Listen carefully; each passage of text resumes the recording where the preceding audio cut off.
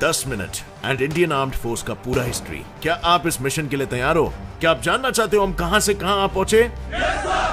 So, how's the जोश?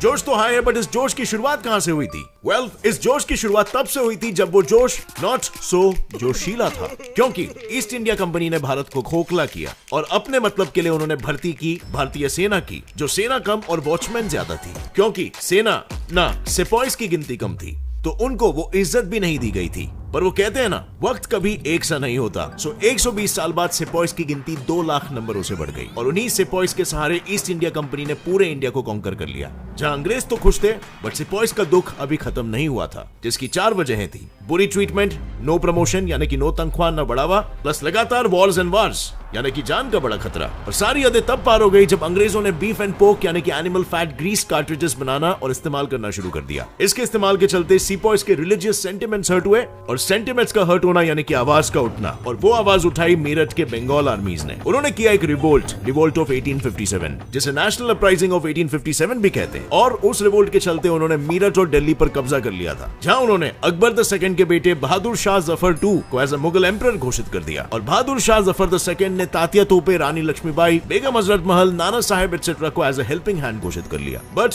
At the end यानी कि 1858 सबकी हार हुई, जहां ईस्ट इंडिया कंपनी भी शामिल थी और ब्रिटिश क्राउन रूल का रूल शुरू हुआ। एंड अंडर ब्रिटिश कंट्रोल 1895 में इतिहास ने करवट ली। सेना को इज्जत मिली और उन्हें वॉचमैन से कॉलोनियल आर्मी यानी कि उन्हें यूनिफॉर्म यूनाइटेड फोर्स में बदल दिया गया। और इस कॉलोनियल आर्मी का फर्स्ट टेस्ट वॉर हुआ अगेंस्ट चाइनास बॉक्सर रिबेलियन, जहां हमने बस ट्रेनीज होते हुए भी जंग में जीत हासिल कर ली, यानी कि Pappu passed in this unit test. So अब बारी आती है सेमेस्टर एग्जाम की, यानी कि ओरिजिनल वॉर की, war against the world war 1, जहां ब्रिटिश इंडियन आर्मी को रिप्रेजेंट करने 1.3 मिलियन सोल्जर्स ने पार्टिसिपेट किया था। और इसी महायुद्ध से शुरुआत हुए 2 नए ब्रांचेस की, royal Indian air force 1932 and royal Indian navy 1934, जो कि इनके इतिहास का वो पहला कदम था जो आगे चल के Indian air force and Indian navy में बदलने वाले थे। बट वेट, इस वॉर में ना किसी की हार हुई और ना ही किसी की जीत हुई, और कुछ वैसा ही हुआ था वर्ल्ड वॉर 2 में भी, जहां हमारे 2.7 मिलियन से भी ज्यादा सोल्जर्स लड़े,